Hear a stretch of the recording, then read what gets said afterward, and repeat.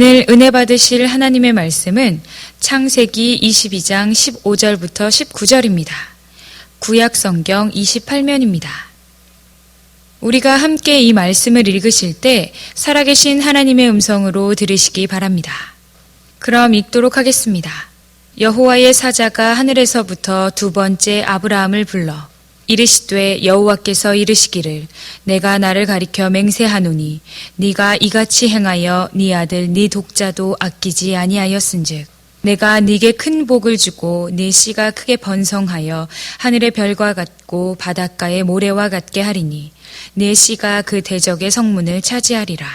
또 내 씨로 말미암아 천하 만민이 복을 받으리니 이는 네가 나의 말을 준행하였음이니라 하셨다 하니라. 이에 아브라함이 그의 종들에게로 돌아가서 함께 떠나 브엘세바에 이르러 거기 거주하였더라. 어떤 주부를 보니까요, 이 주부는 동네에서 이름난 효부입니다마는 냉장고에서 주스만 마시면 완전히 술 취한 여인이 돼가지고 집안에 있는 거 때려 부시고 시어머니 이렇게 두드려 패는 아주 희한한, 마치 누가 봐도 귀신 들린 것 같이. 그래서 애기 신용도 내고 과자 먹으면서 장롱 속에 숨어서 몰래 과자도 먹고 뿐만 아니라 할머니 신용을 해가지고 꼬부랑이 돼서 이렇게 노파에 흉내를 내는 그러한 가련한 여인이 있었습니다. 무당에게 가니까 신 내렸다고, 무당이 되라고, 또 귀신 쫓아내는 테마사에게 가니까 귀신 들렸다고 그런 예식을 행합니다마는 고쳐지지 않습니다. 그래서 정신과에 가서 정밀 검진한 결과 사람이 어려서부터 이렇게 충격적인 일을 당하게 되면 그 어린 생명이 마음속에 살려는 본능 때문에 그것을 방어하는 기제가 형성이 돼가지고 그 속에 다른 자아가 형성이 돼가지고 이것이 어릴 때는 나타나지 않는데 성년이 되게 되면 그것이 나타나가지고 그 인생을 파괴하고 가정의 식구들을 파괴해가지고 결국은 집안이 못 살게 되는 그러한 케이스의 여인이었던 겁니다. 그래서 그 여인의 과거를 추적해 보니까 그 엄마가 밤낮 술 먹고 이렇게 폭력적이고 뿐만 아니라 어느 날도 술이 만취돼가지고 남편을 괴롭힙니다. 남편이 집 밖을 쫓아갑니다. 남편이 도망가다 저수지까지 가니까 가서 남편을 밀쳐버려가지고 남편이 뒤로 나가 자빠져 내진탕으로 죽었던 겁니다. 그 어린 8살 이 딸이 다 본 겁니다. 남편이 그 자리에서 죽자 이 여인은 그냥 저수지로 뛰어들어가서 자살해버립니다. 엄마가 그걸 다 봤습니다. 그래서 친척에서 고아원에 갑니다. 조용하게 지내다가 결혼하고 나니까 그 어려서의 그 상처와 아픔이 꼭 미친 사람처럼 귀신 들린 사람처럼 그대로 본인도 모르게 나타나는 것입니다. 그래서 이 어려서의 우리 사랑하는 자녀들, 어려서 상처와 아픔 없는 자녀가 어디 있겠습니까? 그런데 그것이 잘 치유가 되지 아니하면 결국은 성인이 돼가지고 그는 가정생활을 정상적으로 이끌 수 없는 비인격적인 그러한 도리어 파괴적인 그러한 인생이 되어가지고 그 생이 대단히 불행한 인생이 되는 겁니다. 오늘 우리 자녀들 앞에 하나님 앞에 떳떳하게 우리들이 참 자녀 잘 키웠다, 자녀들 앞에 부끄럽지 않다, 하나님 앞에 당당하다 할 그러한 부모는 이 자리에 아무도 없습니다. 어떤 면에서 하나님 앞에 다 죄인들이고 자녀들 앞에 전부 다 우리들은 부끄러운 부모의 흔적들을 누구나 다 가지고 있다고 생각합니다. 그럼에도 불구하고 오늘 이 자녀주의를 맞이해서 우리 자녀들을 생각하며 하나님 앞에 지난 날을 뒤돌아보며 송구스럽게 여기며 한편 회개하며 다시 한번 다짐하는 오늘 이 자녀주의를 맞이해서 저는 여러분들에게 우리가 할 도리만 하면 됩니다. 아멘. 내가 할 도리만 하면 됩니다. 이런 제목을 통해서 여러분들을 위로해 드리고 격려해 드리고 오늘이 다시 한번 우리가 출발하는 그러한 결단의 시간이 된다면 결코 우리 자녀들 앞에 하나님 앞에 지각생은 없다고 생각을 하는 겁니다. 자녀를 어떻게 하라는 게 아니지요. 내가 할 도리만 하면 된다는 거지요. 오늘 아브라함의 가문을 통해서 오늘 그 해결책을 여러분 같이 한번 나눠보며, 여러분 지난날 너무 여러분들이 가슴 아파하지 말고 후회하지 말고 애들 앞에 죄인이라는 그러한 무거운 마음 갖지 말고 오늘 새롭게 여러분 가뿐한 마음 가지고 새롭게 출발하는 오늘 되기를 주님의 이름으로 축원합니다. 오늘 이 아브라함 가정 보니까요, 첫 번째 우리 부모가 할 도리가 뭐냐? 그것은 많이 심어야 된다. 아멘. 이걸 우리에게 가르쳐 주는 것입니다. 부모는 자고로 죄를 멀리해야 됩니다. 부모가 죄범하면 큰일 납니다. 그리고 하나님 앞에 복을 많이 심는 그러한 우리 부모님들이 다 되기를 주님의 이름으로 축원을 드립니다. 우리가 죄를 범하면 그 대가는 부모만 치르는 게 아니고 그 대가는 자손들까지, 자녀들까지 그 대가가 너무나 힘든 겁니다. 아브라함 보세요. 하나님은 아브라함에게 분명히 말씀하기를, 아브라함아, 너를 통해서 자녀를 볼 것이다. 네 자녀가 하늘의 무별처럼 바닷가의 모래알처럼 많아질 것이다. 그런데 자녀가 금방 생기지 않으니까 이 아내 사라가, 여보, 내 여종 첩 하갈 있지 않소? 그러니까 이 하갈을 통해서 우리가 우리 힘으로 우리 방법으로 아들 낳으면 될 거 아니요? 그래서 아내가 주선해가지고 하갈과 동침함으로 생긴 자녀가 이스마엘입니다. 지금 이슬람 제국입니다. 이슬람 제국의 최대 이 땅의 적은 이스라엘입니다. 이스라엘이 누굽니까?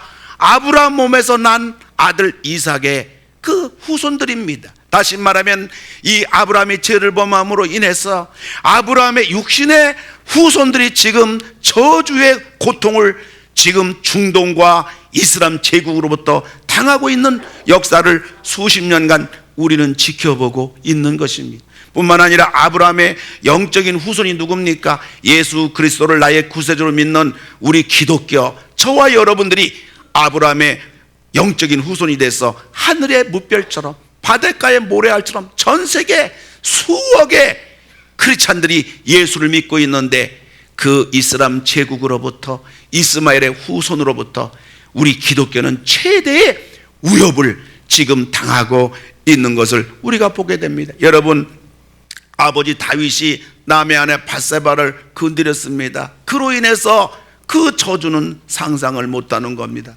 왕이 다윗이기 때문에 여러 부인들이 있지 않겠습니까? 그런데 이 다윗이 죄를 범하고 나서 이 배가 다른 그러한 오라버니가 여동생을 강제로 강간합니다. 그러니까 오빠가 이 배가 다른 오라버니를 죽여버립니다.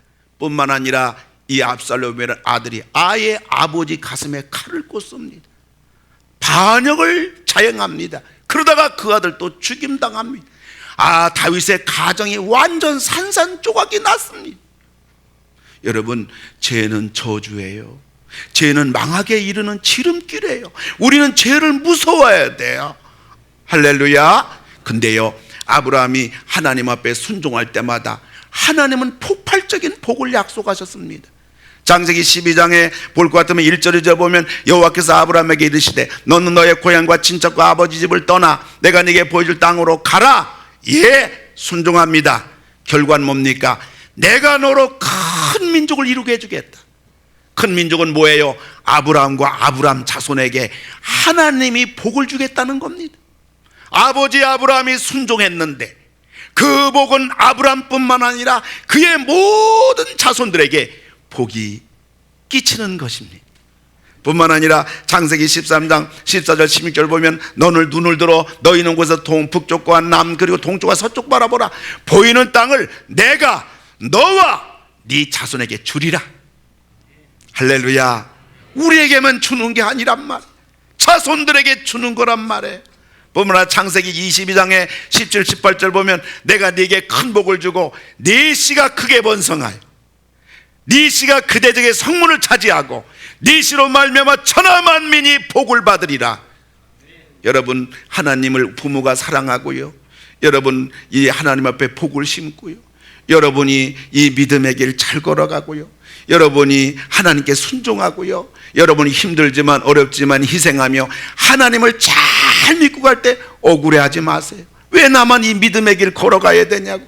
다른 사람은 저렇게 안 믿는데 나만 왜 이 신앙의 길을 외롭게 걸어가야 되냐고.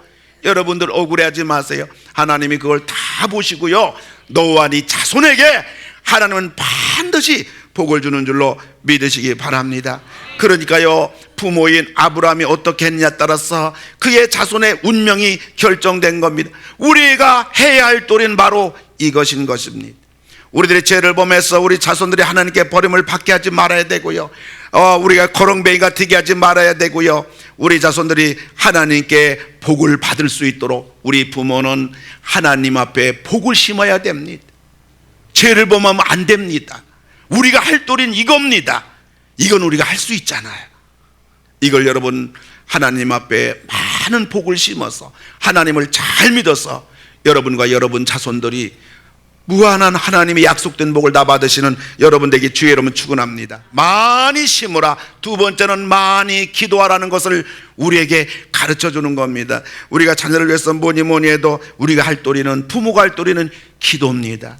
우리 합동신학대학원 대학교 설교학 박사인 정창균 교수님 같이 신학 동기인데요, 같이 어느 날 저한테 그런 얘기해요. 박 목사 내가 이렇게 그래도 한국에 내놓으라 하는 석학이 된 것은 우리 아버지 때문이야. 우리 아버지는 신실한 장로님이신데 내가 목사가 된 어느 날 아버지가 나를 부르더니 하는 말, 정 목사 이제 내가 내 눈을 감을 때까지 자네를 위해서 할 것은 이거 한 가지일세.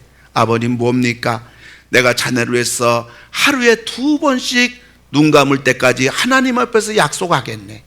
정 교수님께서 이렇게 개인적으로 만날 때 그분이 아버지가 나를 공부시키느라고 고생했고 먹을 거 먹지 못, 입을 거 입지 못하고 시골에서 온 논 팔고 땅 팔아 얘기 안 합니다.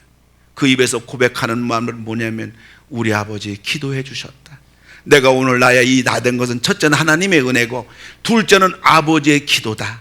아버지 기도 덕분으로 오늘 내가 이렇게 되었다. 그렇게 고백을 하는 것입니다. 사랑하는 성도 여러분, 먼 훗날 우리 자녀들이 부모인 우리들을 평가할 때 뭐라고 평가하겠습니까? 여러분들이 할 말이 많겠죠. 내가 너 공부시켜 얼마나 고생해. 여러분 자녀 전혀 안 알아줍니다. 거기에 감동받지 않습니다. 도리어 딴 집 자녀는 어떻게 시켰는데 우리 엄마 아빠는 가난해가지고 혹은 우리 엄마 아빠는 그거밖에 안 돼가지고 그것 가지고 자녀에게 카드가 안 됩니다. 우리 자녀를 굴복시키고 부모 앞에서 자녀들이 부모의 고생과 수고를 여러분들이 확실하게 분명하게 내놓을 수 있는 카드는요, 여러분들이 자녀들 입에서 우리 엄마 아빠가 나를 위해서 기도해 줬노라, 새벽에 가서 기도했다고, 내가 아플 때 엄마가 기도해 줬고, 내가 인생 어려움 당할 때 내가 너를 위해서 기도하마, 내가 너를 위해서 기도하마. 그래서 우리 자녀들이 부모의 기도로 말미암아 그 어려운 난관을 극복하고 그 어려움을 극복하고 그럴 때마다 우리 엄마 아빠의 기도 때문에 내가 이렇게 되었노라고. 그거는 확실한 카드입니다. 그거는 확실하게 자녀들이 부모 앞에서 고백되어지는 것입니다. 사랑하는 성도 여러분, 아무쪼록 여러분들이 자녀들 앞에서 잔소리하며 싸울 거냐 아니면 하나님 앞에 무릎 꿇고 자녀를 위해서 기도할 거냐, 둘 중에 하나인데 여러분은 잔소리하고 싸우는 부모가 아니라 자녀를 위해서 기도해서, 여러분들이 많이 기도해서 여러분 자손들이 참으로 하나님의 무별과 같이 바닷가의 모래알처럼 창대해지고 여러분보다 우리 자녀가 30배, 60배, 100배, 1000배, 10,000배 잘 되는 자손들 다 되기를 주의 이름으로 축원합니다. 오늘 아침에 7시 반쯤에 제가 우리 아파트를 이렇게 돌면서 운동하고 있는데 조그만 공원에 30살 된 여아가 이렇게 아가 자동차를 타고 이렇게 아침에 공원에서 자동차를 타고 있는데 말이에요. 보통 자동차는 발바닥을 땅바닥에 대가지고 저를 끌고서 이렇게 가는 거 아니겠습니까? 근데 저거는 사진에서 뽑아온 거고요. 실제는 빨간 겁니다. 저거하고 비슷한 건데요. 근데 A 같은 저 자동차가 있잖아요. 그냥 쌩 갔다가 그냥 쫙 갔다가 그냥 너무 빨라요. 그것은 멀리서 바라보고, 아니 애가 어떻게 땅바닥에 발로 다 저렇게 차가 빨리 갈 수 있나. 그리고 난간에 부딪히게 되면 또 뺑 돌고 말해요. 그래서 이상하다. 그리고 아침 7시 반에 아무리 차가 좋게 해서 나와서 어린애가 저러는가 하고서 가만히 엄마 아빠는 없이 어떻게 애가 혼자 나와서 저러나 봤더니 저기 그늘막 밑에서요, 젊은 부부가 있더라고. 근데 그 아빠 손에 뭐가 있더라고요. 그 뭔가 봤더니 리모컨이더라고. 리모컨 가지고 장난질 하더라고. 그거 딱 누르니까 애기 탄 차가 있잖아요. 샥 가고요. 부딪힐 것 같으면 또 싹 돌리면 가고요. 애기와 차는요, 아빠 리모컨에 달려있더라고.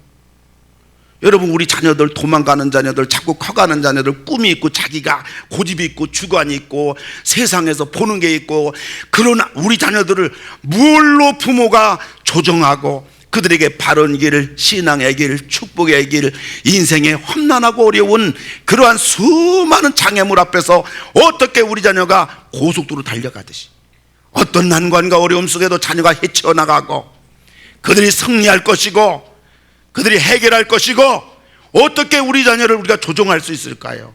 그거는 바로 부모의 하나님 앞에서 자녀를 위해서 간절히 기도할 때, 우리 부모 기도의 리모컨에 의해서 우리 자녀들이 모르게 자기 인생이 왜 이렇게 잘 되는 줄 모르게 결국은 인생길이 시원하게 뚫어지고 해결되고 승리하고, 그것이 시간이 흐르면 흐를수록 우리 엄마가 기도해서 우리 아빠가 기도해서 이런 신앙의 고백이 될 줄로 믿으시기 바랍니다.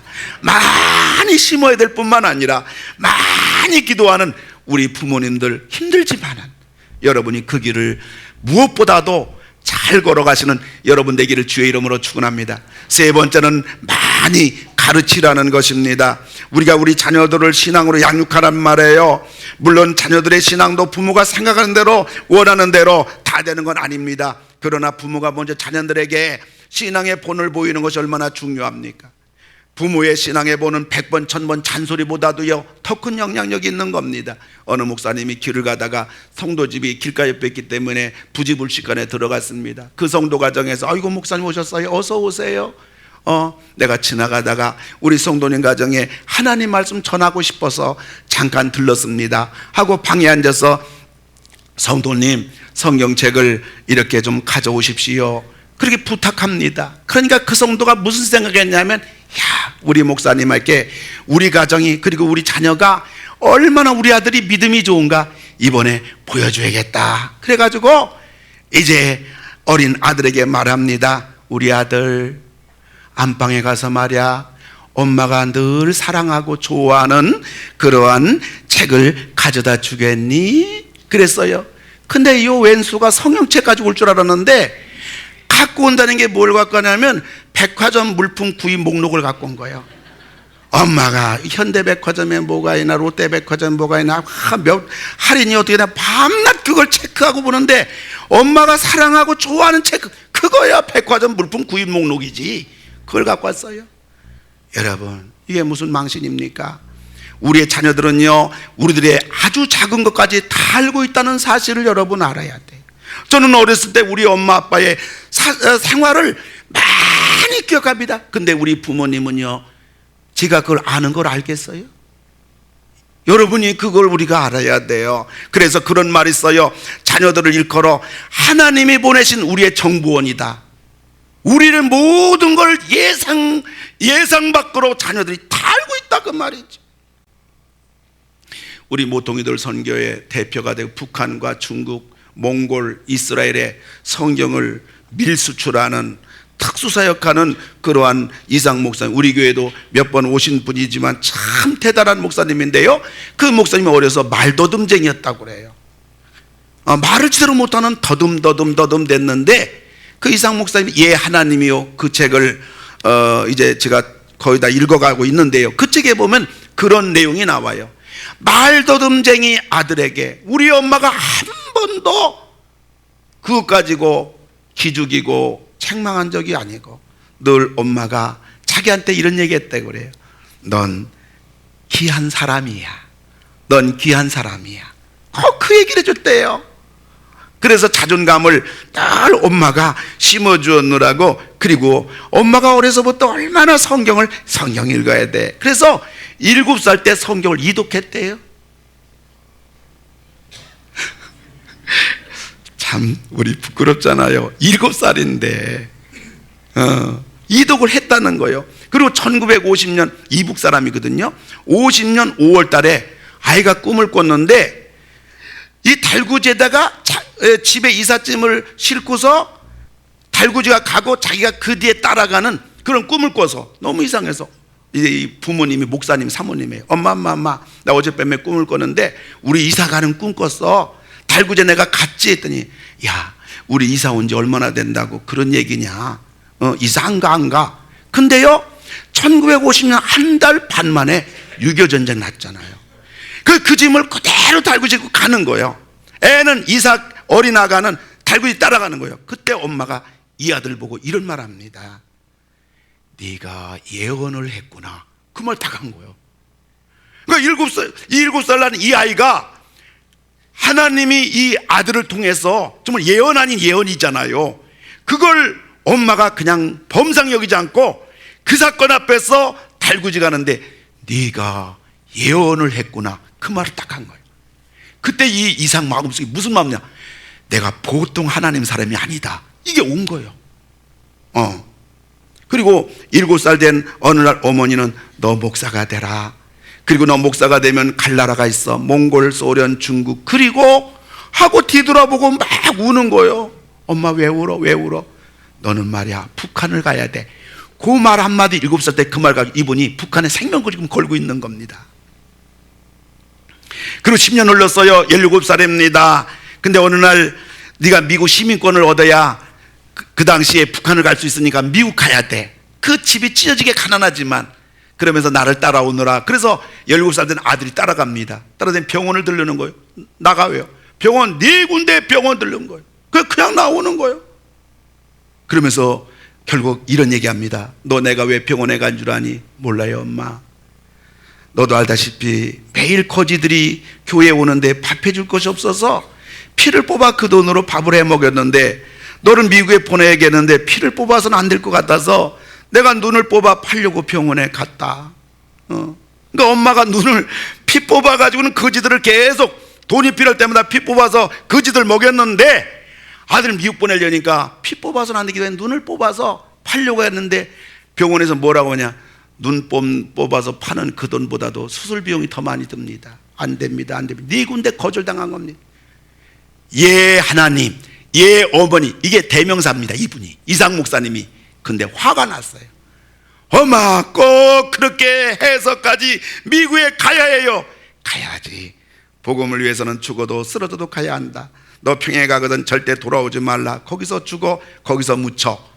이때 5살 7살 17살 때 어머니의 신앙과 비전과 꿈과 격려를 통해서 이 모통이들 선교의 대표 이상 목사님이 저 북한에 최초로 복음을 전하며 그 지금도 북한 복음 전하는 밀수꾼들을 계속 보내는 일을 하는 하나님의 위대한 쪽이 됐던 겁니다. 여러분들 신앙은 말로 되는 것 같지가 않아요. 신앙은 본인으로 되는 것이 아니겠는가 그런 생각합니다. 그런데 요즘 종종 가정 보면 자녀가 그럽니다. 엄마 오늘 주일날 교회 가야지. 교회 가야지 하는데 믿는다고 하는 부모가 야야야야 오늘 우리 가정 놀러 가는 날이야. 놀러 가는 날. 아니야 엄마 교회 가지. 이 새끼가 그냥 오늘 가족이 오랜만에 놀러 가는데 그러면 주일날 우는 애 끌고 놀러 갑니다. 자녀가 부모의 신앙을 걱정하는 때가 됐다면. 그리고 제가 30년 목회하고 이 하나님의 교회 앞에서 지금 50년째 앞에서 사역하면서 느끼는 게 뭐냐. 자녀들의 신앙을 그렇게 만들어 놓고 어느 날 부모가 믿음이 들어갔어요. 믿음이 들어가고 나니까 자녀가 엉망진창이 된 거야. 그래서 자녀 신앙 때문에 가슴 치며 후회하는 부모를 제가 여러 가정 봤습니다. 내가 그때 믿음 없어가지고 자녀가 교회 간다고 하는 거 믿음 생활한다는 거 두드려 패가지고 놀러가고 어디 가고 친척집 갔는데 자녀가 지금 안 돌아옵니다. 어쩌면 이게 하나님의 공의가 아니겠습니까? 오늘 우리 어린이 주일, 자녀 주일 맞이해서 혹시 내가 자녀 앞에 부끄럽다면 마음의 결단을 하고 회개하는 마음 가지고 하나님의 긍휼과 자비가 우리 자녀에게 임해서 우리 자녀가 이 시대에 하나님께 쓰임받고 사랑받고 축복받는 인물들이 다 되는 오늘 결단이 있기를 주의 이름으로 축원합니다. 마지막은 많이 맡겨라. 많이 맡겨라. 우리 부모 원하는 대로 자녀가 안 되잖아요. 우리가 이렇게 최선 다해서 하나님 앞에 많이 심고 많이 기도하고 많이 가르치고 나서 마지막은 우리가 해야 될 일이 뭐냐? 우리 자녀를 하나님께 맡기는. 하나님 도와주세요. 우리 자녀 앞길 인도해 주세요. 말로 안 되고 힘으로 안 되지만 주의 성령께서 우리 자녀를 책임져 주세요. 하나님을 믿고 하나님께 맡기는 여러분 되기를 주의 이름으로 축원합니다. 말씀 맺고자 합니다. 어린이 주일 맞이할 때면 제가 두 가지는 꼭 반복해서 여러분에게 전해주는 것은 바로 록펠러 세계 제일의 부자. 그 세계 제일의 부자가 어떻게 됐는가? 그의 어머니가 아들에게 10가지 그 자녀 키울 때마다 유훈을 준 10가지, 그것이 록펠러를 만들었다는 거 여러분 잘 알고 있지 않습니까? 우리가 한번 록펠러 어머니의 심유훈을 다 같이 한번 우리가 읽어보도록 하고 또 우리 자녀 양육에 좋은 지침 되기 바랍니다. 첫째, 둘째, 셋째, 넷째, 다섯째, 여섯째, 일곱째, 여덟째, 아홉째, 열째. 아멘. 예. 자, 이거 꼭 10유를 어린이 주일마다 제가 여러분에게 반복해서 매년 전해드리고요. 두 번째로는 1700년대 하나님을 그렇게 경외했던 요나단 에드워드하고 당대 술장사했던 맥스 듀크, 한 동네 사람인데요, 이 두 가정이 200년이 흐른 다음에 그 가문을 조사했어요. 요나단 에드워드, 하나님을 경외한 대각성 운동을 일으켰던 위대한 하나님의 종의 가문 200년 동안 그 자손들이 이제 나와 있는데요, 그 자녀들 617명을 보니까요, 자, 대학 총장이 12명, 의사가 60명, 군대 장교 75명, 변호사 100명, 공무원 80명, 상원의원 1명, 교수 75명, 성직자 100명, 저술가 80명, 판사 30명, 하원의원 3명, 미국 부통령 1명. 그죠? 우리 손자 가운데, 증손자 가운데 판사 하나만 있어도 그잖아요. 근데 그 당대 술 장사하면서 아주 1700년대 동네 저질스러운 폭력군 맥스 듀크, 그 자손 1292명을 조사했는데요. 자, 보세요. 유아 때 사망한 지, 뭐 저랬다고 해서 저런 게 다 저주다, 그건 아니잖아요. 여러분 다 이해하잖아요. 무슨 말인가? 유아 때 사망한 자 309명, 거지가 310명, 불구자 불행한 사고로 불구자가 440명, 매춘부가 50명, 도둑이 60명, 살인자가 70명, 그저 그렇고 그런 사람이 53명, 그중 장사꾼이 20명인데 10명은 감옥에서 배운 기술로 장사하는 사람 10명. 이 역사적으로 그대로 나온 겁니다. 나는 예외가 아니란 얘기죠. 거기에 사람이 착각하고 있는 거죠. 그래서 역사는 뒤풀이되는 거죠. 반복되는 거죠. 하나님의 성경은 그대로 되는 거고요. 인류 역사의 역사는 정직한 겁니다. 여러분들, 우리 지난날 뭐 부족한 게 많이 있지만은 여러분 지난날 너무나 얼매지 마시고 자녀 앞에 너무 죄인으로 가슴 아파하지 마시고 오늘 자녀 주일 맞이해서 가뿐하게 새로운 각오와 결단으로 우리가 할 도리만 하면 된다. 이것이 우리 자녀의 95%, 거의 99%까지 갑니다. 우리 부모는 줄기입니다. 우리 자녀는 가지입니다. 줄기가 굵고 줄기가 튼튼하고 줄기가 길면 가지는 굵게 되어 있고, 가지가 굵으면 열매도 최대 상품이 됩니다. 문제는 줄기인 부모입니다. 여러분 낙심하지 마시고 하나님 앞에서 이러한 결단과 마음으로 임하신 여러분 다 되기를 주님의 이름으로 축원합니다.